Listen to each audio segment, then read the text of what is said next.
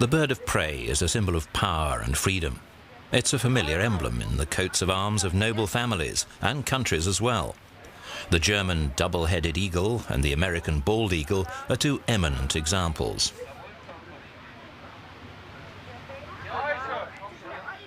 Raptors fascinate people. This is why their nests are plundered every summer in Scandinavia and why so many of them are persecuted and killed. It's also why bird lovers put in thousands of unpaid hours in an attempt to save them. A gyrfalcon surveys its territory in Finnish Lapland.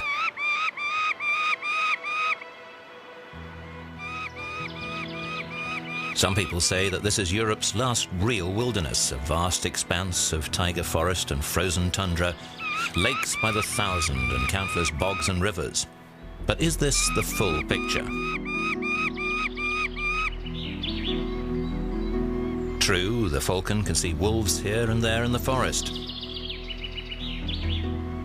From its vantage point, it might also spot the elusive otter.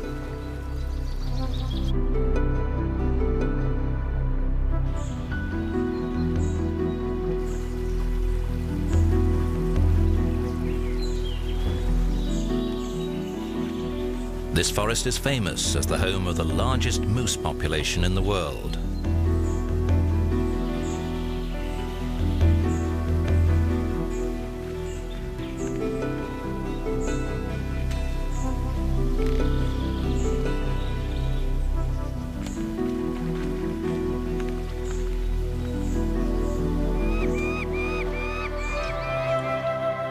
As it hunts, the falcon can soar over some of the largest national parks in Europe.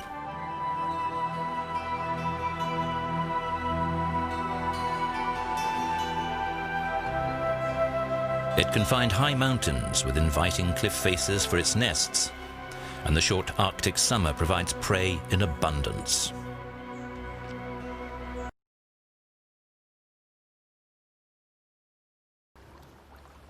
A predator still roams the sea, eluding capture. But now they have a new snare. After years on the trail, Jamie is closing in. In the dead of night, he sheds light on nature's most elusive killer. On the shores of northern Australia, science sets a trap for a killer. The miniature jellyfish Irukandji is one of the world's most venomous creatures. But it has a weakness. It's drawn to light.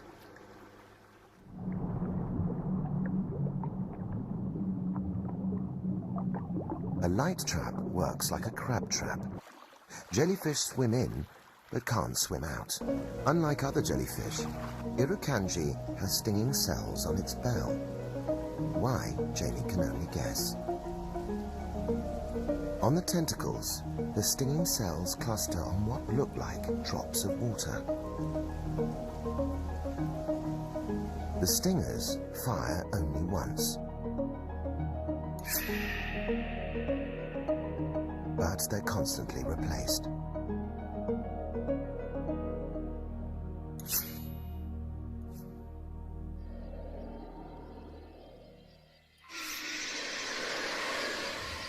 Finally, after years of investigation, Jamie has discovered that the Irukandji delivers venom differently.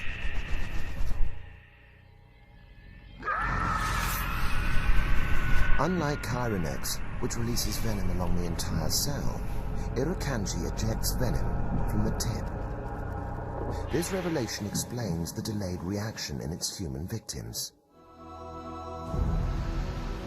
One day, Jamie hopes to breed specimens and harvest enough venom to understand its lethal effects. Harvesting so much venom from such small creatures could take years. He's come a long way, but his new goal is to understand the killer well enough to predict its arrival in Australia, in time to save lives. Irukandji remains just out of reach. Where it comes from, where it breeds, and how best to treat its victims all need more research. We may know the killer's identity, but this case is not yet closed.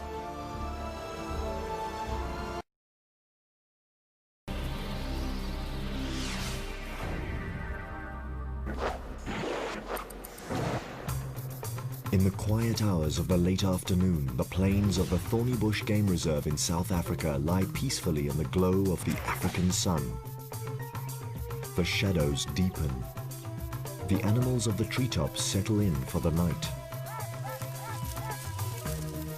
But below them, in the gloomy tangles of grass and roots, the creatures of the underworld begin to stir. 7 of them are some of the most elusive of Africa. The wildcat, cunning feline with lightning reflexes. The civet, the shyest of the lot, clad in an appropriate coat to blend in with the shadows. The pangolin, who makes up for his lack of speed with an impenetrable armor plating. The aardvark, architect of the bush, builder of dens used by many other creatures. The porcupine, master of defense with sharp quills that can mortally wound his attacker. The serval, the most graceful and successful hunter of the Secret Seven. And the genet, a quick and agile carnivore and expert climber. They all form an elite group, fugitives of the night that use special gifts to stay alive and to elude their most feared predators. The serval. Disproportionately huge ears for impeccable hearing pivot like radars following the source of the disturbance. All muscles tense, not even a whisker twitches. The lion's footsteps fade into the night, and the small cat relaxes his pose. But his ears remain on constant alert. They pick up the most imperceptible of sounds, immediately discerning between serval queen, male opponent, dangerous foe, or, in this case, food. He stalks with typical feline stealth and patience. 1 foot at a time. Ears tuned. Eyes focused, tail twitching. Determined strike, but his quarry manages to elude him. Only half of the serval's chasers end with a kill. Nevertheless, this makes him one of the most successful of the Secret Seven hunters. By comparison, he succeeds more often than the master predators,